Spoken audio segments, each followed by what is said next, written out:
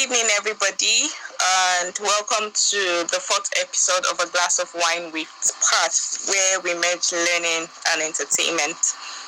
My name is Patience Abamu Eje, and I am your humble host for this session.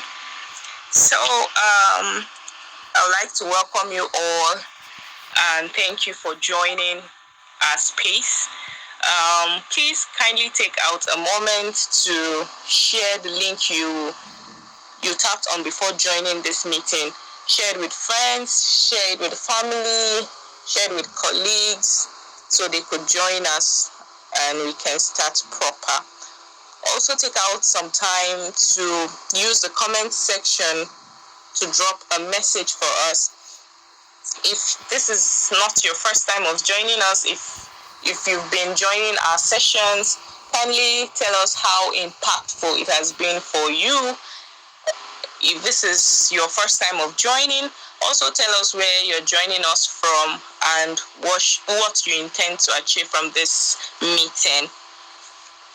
We are happy to have you. Please take out a moment while you do that to grab a glass of wine. If you're not okay with wine, you can grab a glass of water, a glass of obiolo, kunu, umu, a calabash of pete, whichever makes you happy. Well, just a little intro about what we do, who we are and what we do. A Glass of Wine with Pat is actually a project under the Sterling Inclusive Education and Development Initiative. The project is all about handling or carrying out public sessions, online public sessions on childhood development, education, on gender issues, on good governance, faith, and the rest of them, to educate the society and to promote inclusive education. We also talk about disability rights. Like our previous session before now, we had a session on ability with disability, which was very impactful and very educating. So if you missed that session, you could quickly, or after this meeting, you can check out our YouTube channel to watch the previous sessions we've had. So today we'll be speaking on the interplay between faith and gender-based violence. This is a very interesting topic, you will agree with me. And the amazing speaker for today is Heritage Sanmi-Lawal. So I will take out a moment to go through her profile so you could know more about Heritage. Heritage Sanmi-Lawal is a graduate of law from Obafemi Awolowo University, Nigeria. She is the founder of Her Dream Initiative, a non-governmental organization in Nigeria that was birthed due to the mission to empower women and girls and curb harmful practices against them. So far, they have reached out to an audience of over 2,500 women and girls across 14 countries through written articles and advocacy campaigns. Heritage has over 7 years of experience in the community development sector, specifically focusing on gender equality, education, and climate justice. She has worked with diverse women's rights organizations, especially concerning curbing gender-based violence and promoting girl-child education. She has worked and volunteered with organizations such as Amnesty International UK, Women at Risk International Foundation, Hasty Health Initiative, Malala Fund, Plan International, Major Group for Children and Youth, Gender Equality Action Group of the UN Foundation, and Try Future CIC. Her interest lies in policy and legal research, advocacy, and gender equity consulting.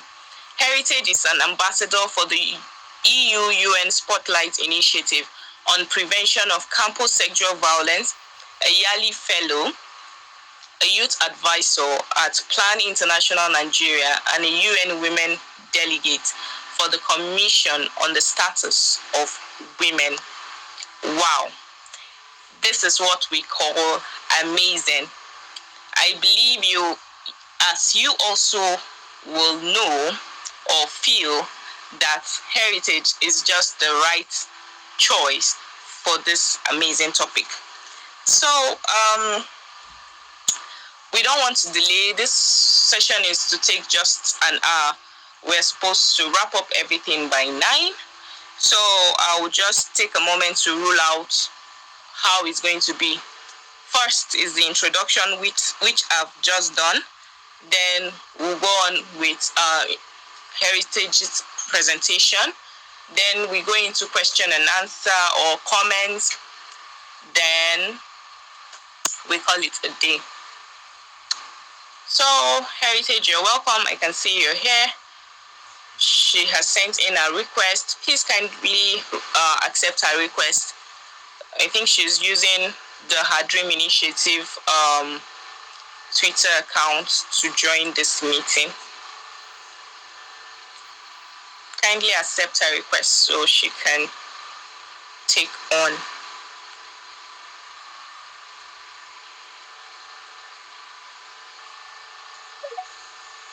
Patience, can you hear me clearly? Good evening, Heritage, and welcome on board. Thank you so much. I'm so happy to be here, and thank you for the kind invitation. You're welcome. We are happy to have you with us. So I have taken out some time to go through your bio, and I've done the introduction part. I don't know if you're ready to take on with the presentation.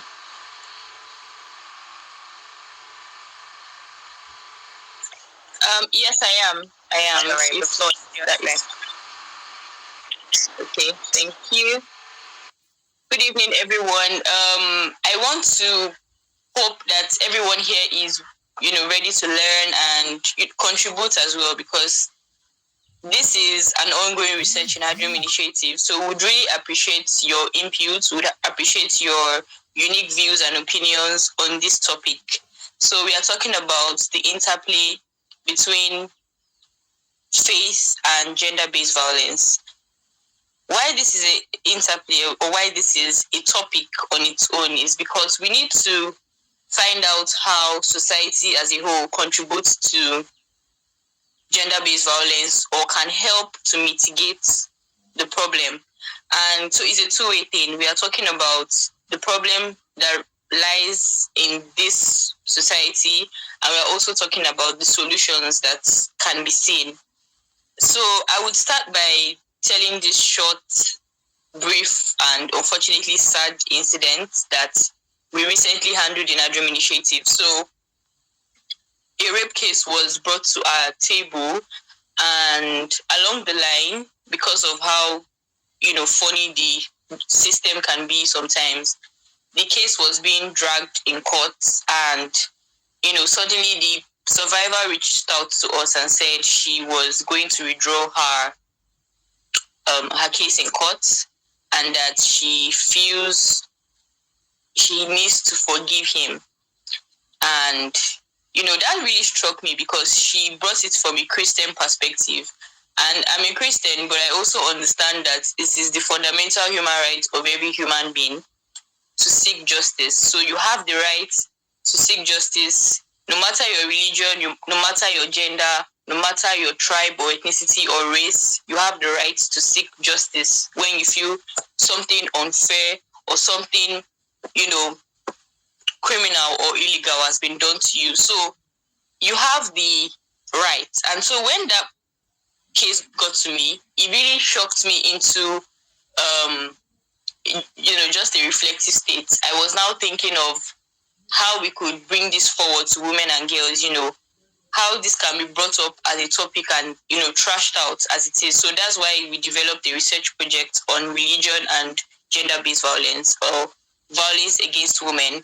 So we're not just talking about rape here, we're talking about female genital mutilation in a case where it's now a morality issue, some families believe that when the female child is caught, that reduces her chances of being promiscuous and fornicating and offending God.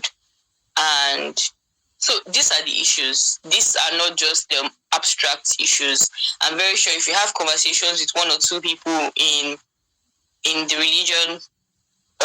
religious body generally, I'm talking about Muslims, I'm talking about Christians, any other religion, we are also exploring Judaism, just because we linked some forms of violence against women to that particular religion. And so it is not just a particular religion we're focusing on now, it is a round issue. And so where we start from is how the religious people generally view women according to their religion. And as we know, it is a very controversial topic. Up till today, there is no single, I don't know if I can get a reaction if you agree with me or if you don't, but let me just know what you think about this. I really feel this is a very controversial topic that we are still dealing with. People saying women should not be pastors, policies that already exist saying that when women are on their period, which is a biological thing, which is something that must happen every month, as long as you're not pregnant or there are no issues. If you're on your period, you can't come to the religious center. You can't worship on that day. You have to wait till your period is done. So many policies and guidelines and rules that are attached to women being in the religious body. And so that leads me to the question of how do women, how are women viewed in certain religion? How are women seen? How are women perceived to be? And the conclusion we have come with, or really not the conclusion to be honest, just like the research problem we have come with, is that women we're not really esteemed as we should be in the religious sector. So let me explain this. It is a thing of different religions have their backing for why this exists. But the major reason is because over time, the people or the banners of religion itself are mostly men. And most times, women have come to play an assistantship role in religion, or they have even been put on the opposite side of opposing. So it's a two-way thing. People do not respect women because they feel or believe that there is a spiritual or religious backing for it. And it's actually a very interesting problem.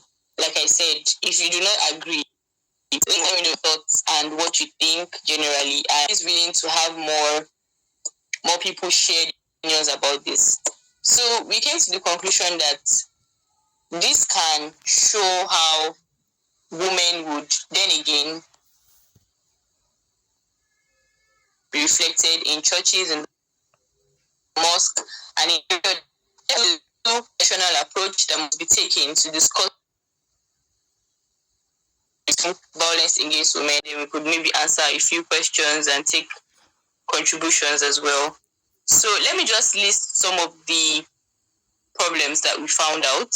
So from the time of religious pilgrimage centers, we discovered that there is a franchise called child sex tourism. And this,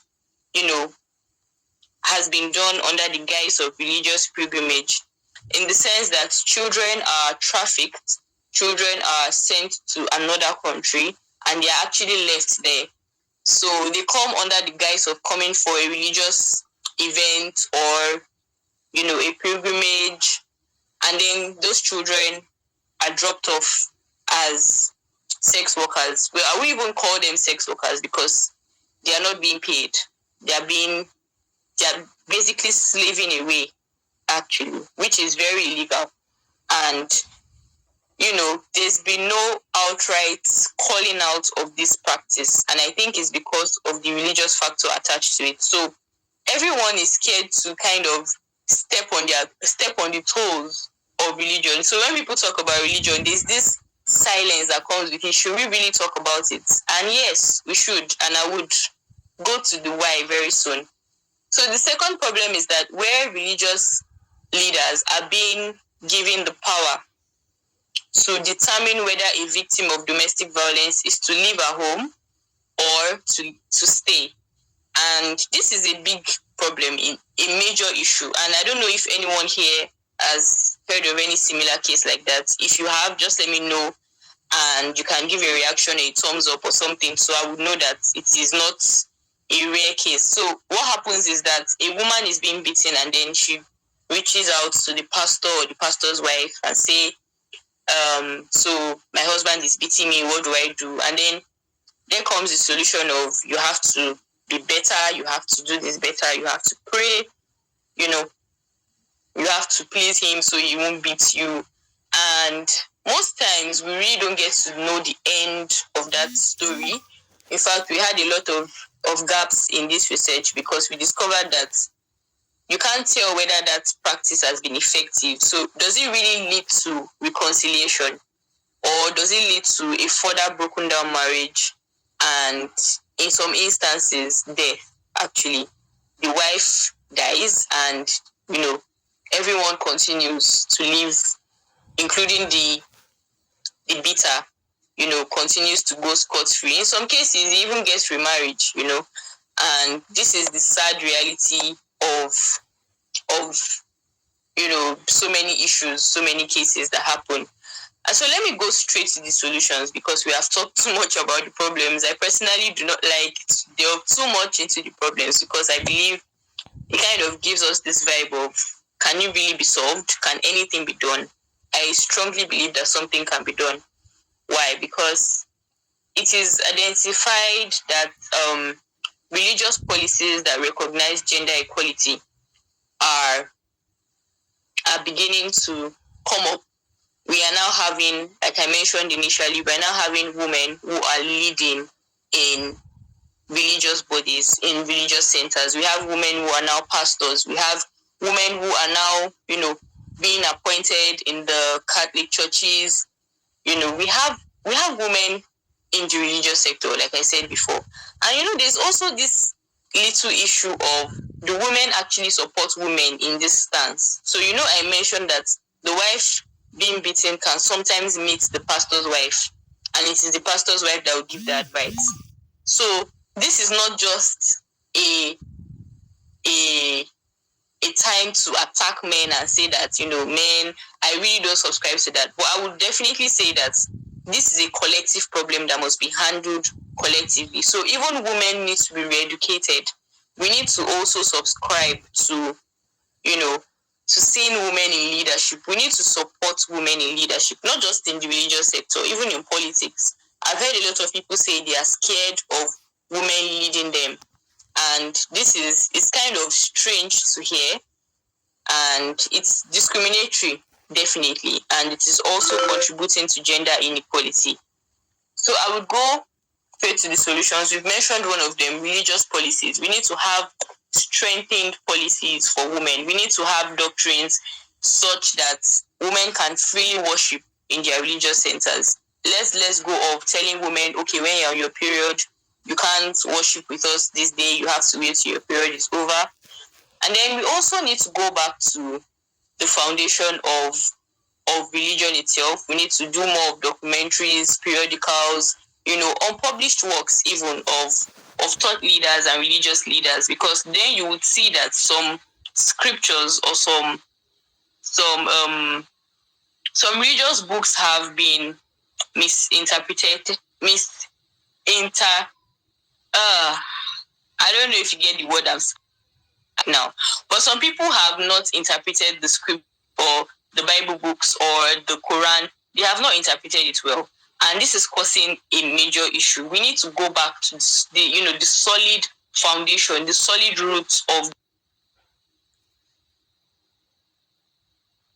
these topics, and this can only be done.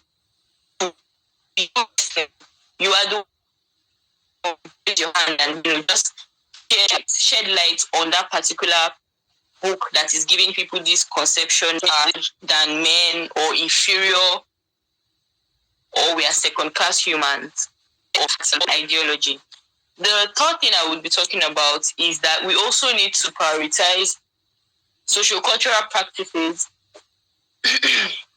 even in the religious sector. So what do I mean by this? So when we are having campaigns and political campaigns, we are having events, we should have more of religious leaders supporting women. It is a thing that can be done, and it is not foreign. Let's have more of endorsements from religious leaders saying that women can lead and should lead. Let's have more of these suggestions.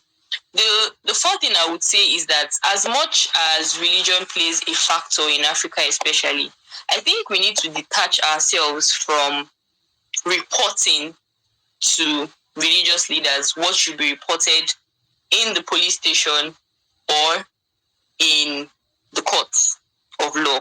Why am I saying this? I'm saying this because there's a tendency because the doctrine of forgiveness is evident in almost every religion.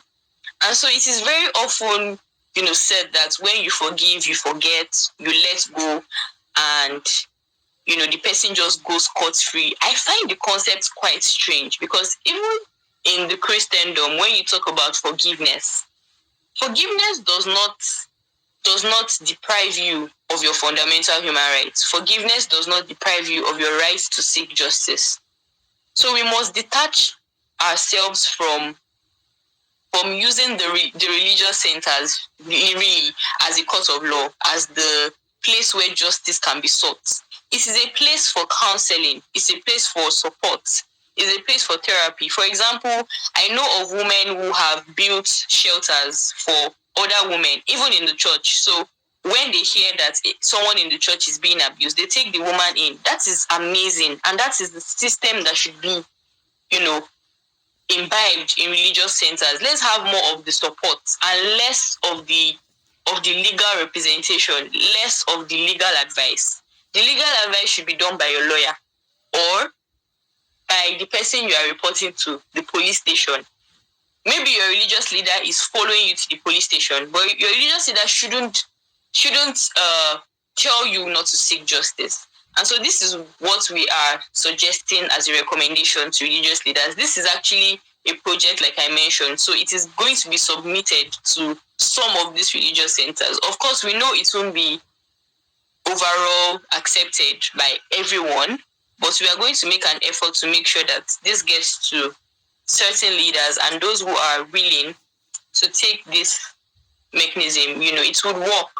That's the truth. We have a weak system of justice in Nigeria, and we do not need the doctrine of forgiveness being misquoted or being put out of context. So I would say this again. Forgiveness does not deprive you of your right to seek justice. It is even in the terms of the scriptures. I know that I'm not a student of the Quran, but I know that there's an emphasis on looking out for your neighbor.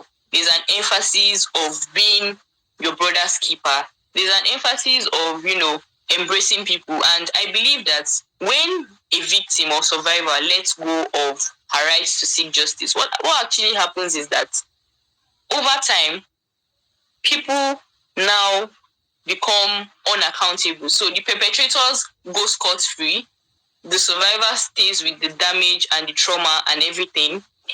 And the perpetrator goes on to maybe assault another woman. And it can even be done for example, let's say in the church context, it can be done to another woman. Let's have that in mind, that this thing is not just about me being affected. This perpetrator can go on to perpetrate violence against 10, 70, 100 other women, and they would also not be held accountable for it. So we should make it a thing of obligation. Like this is my duty. It is my duty to make sure that appropriate bodies get to know about this, just so that it doesn't happen to the person near me, it doesn't happen to the next girl near me. And please, let's have it in mind that this is not just about youth, we're talking about children. While volunteering with Warif, I realized that the case they have dealt with, the least, like the least age was actually a 6-month-old. So you just imagine the perversion that goes with abusing a 6-year-old, a 6-month-old girl. What do you want to say exactly is the purpose of doing that? What do you want to say is the motivation? Because for youth, you might hear indecent dressing, which is, by the way, one of the solutions I'm coming to, but you might hear indecent. But for a child, you come to realize that this is not just, and rape is not a sexual attraction. It's not a crime done out of sexual attraction. I want us to know that this is something done to enforce power. So it is a criminal act. It is like murder. We should think about it in the same light as murder or armed robbery, because that is actually, in the court of law, that is supposed to be the category of offense. It doesn't fall under evasion of tax. It doesn't fall under petty theft. This falls under murder. It falls under armed robbery. So let's know how, let's emphasize on the seriousness. That is another thing. The religious bodies have to emphasize on the seriousness of these crimes. So even if you are saying forgive, yes, you can forgive your perpetrator, all well and good, but it doesn't deprive you of the right to seek justice. And because of time, and I really genuinely want to take questions and contributions, so I would go to this and then maybe see if we have questions. And that is the fact that religious bodies have also attached morality. Morality as a whole is a good thing. It's good to emphasize on decency, on religious doctrines. It is good to emphasize the importance of being just a well-meaning person in society and being the better version of yourself every day. But we also need to realize that if criminals are not being held accountable, this can be traced to rape culture. It can be traced to the general blame culture that is put on perpetrators. So let's have more of religious leaders saying, it doesn't matter if you were wearing a miniskirt, you did not deserve to go through this, and you should seek justice. So on the flip side, what we have is religious leaders saying, oh, you wore a short skirt, so you were asking for it, or you were walking in the night. This only worsens the situation and the issue at hand. It makes the perpetrators feel like they are justified for their acts. It makes them feel like they are justified for their behavior. So they do not exactly get corrected, especially in cases where the perpetrator is maybe someone that is rich, or someone that is just very good with evading laws and evading the system of justice generally. So what we should have is religious leaders saying, if you are going to take this case all the way, I am with you, and I am going to make sure that you get the justice that you deserve. And justice in itself is a myth for things like rape and generally violence against women, because you do not exactly get justice. It's not like everything that, all the damage that was done is actually repaired. That's not the case. The damage has been done. So really, the justice is just making sure that it doesn't happen to the next person, or it doesn't happen to someone near you, because we've also found out as a research issue that perpetrators most of the time, especially perpetrators that target vulnerable girls and women in society, they are serial offenders. So they have probably done, before getting to that girl, they have probably done that to 10, 15, 20, 25 other women, and they've not just been caught, or they've just not been brought to account. So we should keep this in mind, that as much as there's a weak enforcement mechanism generally in Africa, in Nigeria, we should have religious leaders playing the role of, that advocate, that person who steps up for you and make sure that your voice is being heard. So I would now take a step back as I conclude to talk about the general practices. So like I said, we're not just talking about rape, we're talking about violence against women in general. So let's talk about female genital mutilation. Why should morality and saying you do not want your girl child to be promiscuous be the cause or be the reason for cutting, a part of our body that is very essential to our reproductive health and our sexual health. So it is an act that has been backed up by culture, but it has also been backed up by religion, and we need to put an end to that. We need to make religious leaders our allies. We need to make them think alongside the science of this act. There is also breast ironing. We need to make sure that they understand the science behind this act. What do you lose by doing this? What do you lose by doing this? You lose the chances of a girl being mentally stable. I don't know if anyone has encountered this book called Cuts by Hibo Wadere. She's a woman from Somalia who was cut at a very young age, that she went through female genital mutilation, and she went ahead to be an advocate against the act. But she gave an account of how the next years after that was done to her was for her, the trauma. Even up until getting married, she found it very difficult to have sexual intercourse, and then even have children. It was very difficult for her to have children. Her labor was intensely painful, and up to now she still feels the pain. The person I'm talking about right now is over 50. So this is a long-term effect. This is something that needs to be thoroughly discussed and thought through before carrying it out. We need to understand that when we are talking about morality, we are losing the essence and the identity of the girl child by emphasizing on things like that at the expense of her freedom, at the expense of her right to just enjoy the quality of life. Quality of life is something that is not talked about so often. Mental health, your state of mind, how you feel about yourself. Definitely, research has shown that women who go through female genital mutilation, they at first feel like it is something they have to go through, but over time they realize that it is a painful act, and they see themselves less than female. So I think I've gone through everything I have right now, and I'll just take questions and comments. Thank you so much, Patient. Thank you very much. This was a wonderful presentation, and I learned a lot, and I'm sure our audience too did the same. So this is time for question and answer. Please, if you have questions, kindly indicate or send in a request to speak. Then you have 1 minute to drop your question while she responds. So if you have questions, please send in a request to speak. If you don't want to speak, you can also drop a comment, a question using our comment section, so we'll pick from there. Thank you.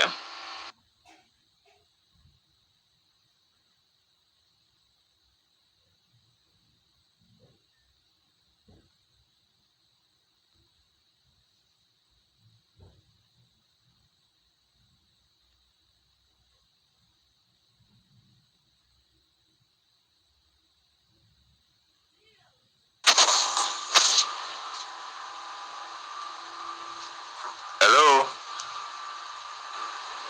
We can hear you. Okay, great.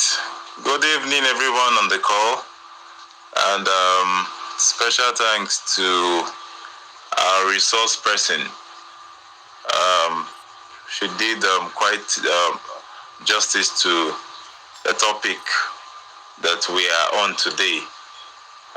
Well, I was on and off because today's network is so poor, and I don't know what went on with Twitter Space today, but I was on and off, and I couldn't get as much as I wanted to get from our resource person. But by and large, it was a wonderful one, a great section. I just want to quickly make some comment to say that first, addressing issues of gender-based violence using the lens of cultural norms and religious teachings and perspective it is not going to be a easy ride, because of course, like we all know, that Nigeria is heavily religious.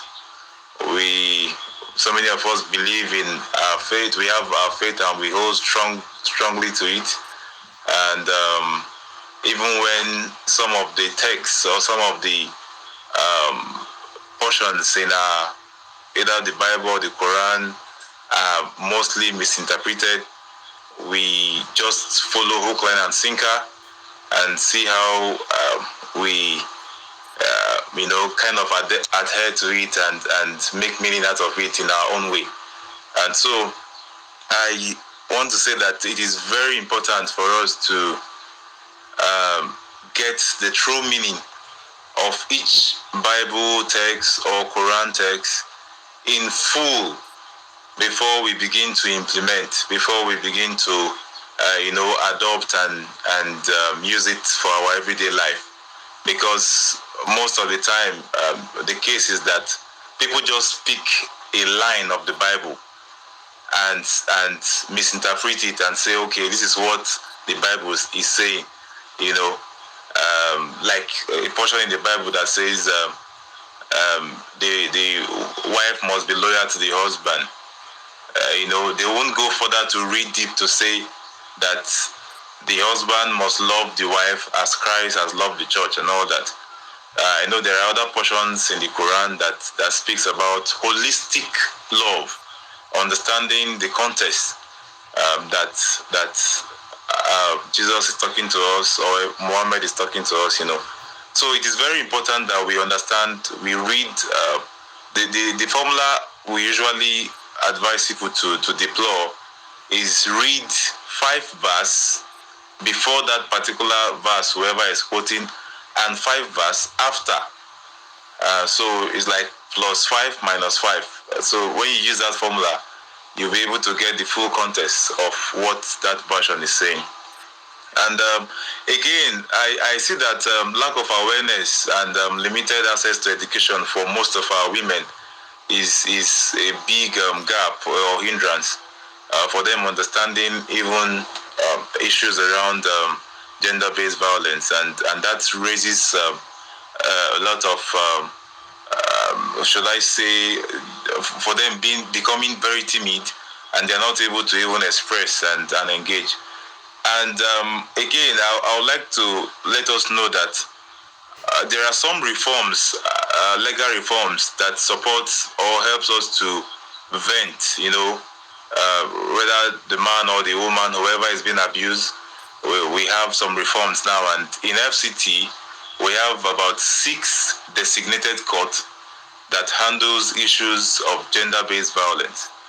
And so if somebody is abused, we advise that the person approach any of these courts.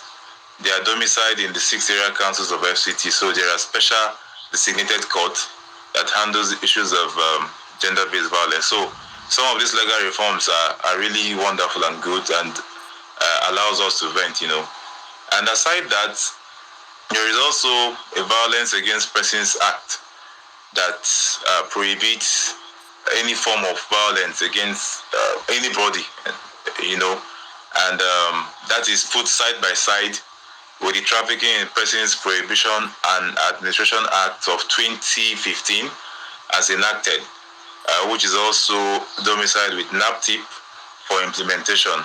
Well, that is limited to FCT at the moment, but in other states, I think there are other legal reforms or environment or regime that helps to address issues around gender-based violence. So I'm just trying to say that there are windows of opportunity for us to vent, and whenever we feel somebody is abused, we can use these channels to kind of report. So thank you very much, our resource person, for sharing all of these, and the space is always very, very interesting to be part of it. And thank you, Sterling Saidi initiative. Well done. Thanks. Thank you very much, Mr. Timothy. Thank you for your contribution. Mr. Timothy is actually the programs director of Justice Development and Peace Commission of the Archdiocese of Abuja. So they also work around gender issues, and they also partner with NAPTIB. So do we have any other person who wants to contribute or ask a question? Anything for us? If you want to ask a question or give a contribution, please send in your request as soon as possible. We have limited time to call it a day.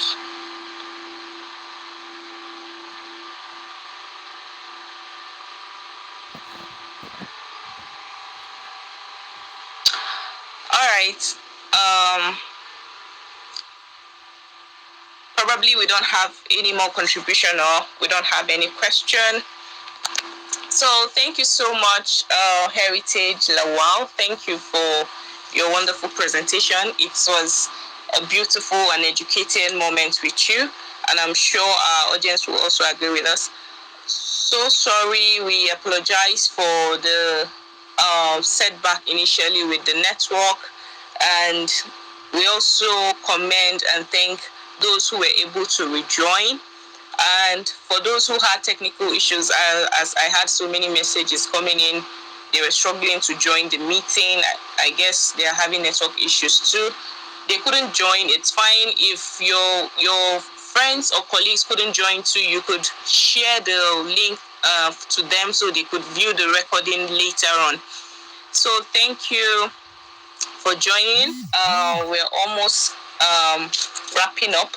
So I would like to give a summary of what Heritage has mentioned. She spoke a lot about gender issues. She spoke about the gender-based violence concerning female genital mutilation. She gave examples, and she also spoke about child sex tourism, of which foreigners come into countries to traffic children for sexual pleasures. She also gave some strong solutions to these problems. She mentioned documentaries, carrying out advocacy, building strong religious policies that will support women's growth and women's inclusion. She also spoke about leaders supporting women, and also differentiating the duties of the police from that of the religious leaders. That is when some cases have gone beyond reporting to religious leaders. They should be reported to the police for justice to take place. And her last word, or one of her strong words that I noted down, was forgiveness does not deprive you to seek justice. So we were actually supposed to have more persons to join us, more representatives from local and international organizations. Currently, we have Mr. Timothy joining us from JDPC, and we're so happy you made it despite your busy schedule. We were also supposed to have Mr. Theophilus Odaudu, working with Disability Rights Fund, an international organization centered on promoting disability rights. We're also supposed to have Mr. Paul from Yaga Africa. We're also supposed to have a representative from Yes Initiative, and lots more. But we're so sorry. Probably they had so many engagements. Like Mr. Paul, I remember he mentioned he has an event or a session by 7 p.m. Probably he's still on it. I'm not sure. So thank you all for joining. If you enjoyed this session like I did, and you want to have more of this, kindly send us a mail or drop it at the comment section, or reach out to us through our phone numbers. Everything is being displayed on our profile. Just take out time to go through it. We also have a YouTube channel where you can view some of our sessions that have our previous sessions. So it's ID TV. So kindly take out time to check it out and educate yourself and also educate your society. Heritage, thank you so much for giving us the beautiful nugget for today. We sincerely appreciate you and whatever your team is doing. We encourage you to keep the fire burning, keep pushing, keep pushing. Someday we'll achieve this dream of women being included, women being ahead, women being attended to as it should be. So thank you so much for your contribution.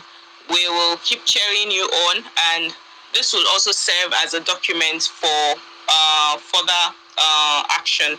So thank you. We also have 3 minutes just in case you want to say something. Heritage. Thank you so much, Patience. Thank you, everyone, for joining. I can see about 4 of my friends, and I'm so happy to see them. Thank you, Glory. Thank you, Victoria. Thank you, Dr. Oli. Thank you, Olarika. Good night, everyone. And yes, please keep in touch with our team initiative. We are definitely up to something on this topic, and we'll make sure that as many religious leaders as possible get to hear it. And thank you, Familia. I can see Familia as well. Thank you all so much for joining this evening. All right. Thank you so much. The names she mentioned, thank you for supporting her and supporting this dream. I don't know if we'll get any words from you, anything at all. Is anyone willing to speak to us? Okay, I guess no one. So some persons are also joining. Sorry. Okay. Hello? We can hear you. Okay, sorry, just a quick question for, I think, Heritage, if I get the name correct, resource person. Just a very quick question. How do you think we can handle gender-based issues around cultural norms? There are some norms that are so tied to a particular climb or culture, and it cannot be changed, sort of. So what are the best practices? How do we handle such cultural norms that affect or that kind of exacerbate issues around gender-based violence? Okay, thank you so much for that question and for your amazing contribution earlier as well. I think the major solution I have come to realize is laws, actually, and not just laws being in place, but the enforcement of the laws. So, for example, there are some crimes. Okay, let me give a very, very good example. So in the US, tax evasion is something that could get you to jail. I mean, you can literally be sipping wine in your house just a random day, and then the following day you are in jail because you evaded taxes, because you did not pay your tax. So, and this is not what happens in some other countries. For example, in Nigeria, some people do not even understand the system of tax yet. So it is the law or the laws that exist in the US that make people realize, okay, tax evasion is a serious offense in this particular region. So we need to elevate or escalate laws like that in Nigeria as well. We do not just need those laws to be existing. And a lot of people make fun of me when I say I study law in Nigeria and say, oh, you are studying law in a lawless country. And it's not funny anymore, because I believe that enforcement is what we need. We do not need these laws or policies to be on paper. We need, for example, the people responsible for cutting these girls in the case of FGM, because I know FGM is a cultural practice as much as it is a religious practice.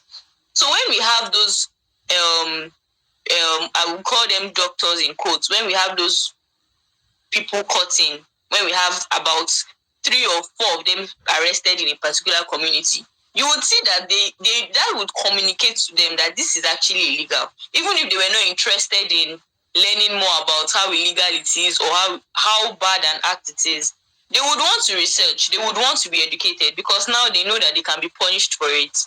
So this is something that must be, done, not just for FGM, but gender-based violence generally.